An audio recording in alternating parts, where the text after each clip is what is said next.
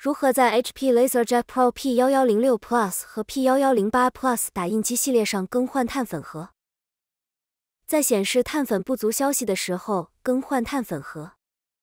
提起碳粉盒检修门，利用把手将碳粉盒从打印机中取出来。为防止碳粉沾到身上，请避免触碰碳粉盒上的鼓。将旧碳粉盒放在一边，准备回收利用。有关回收用过的 HP 碳粉盒的详细信息，请访问 hp.com/recycle。从包装中取出替换碳粉盒，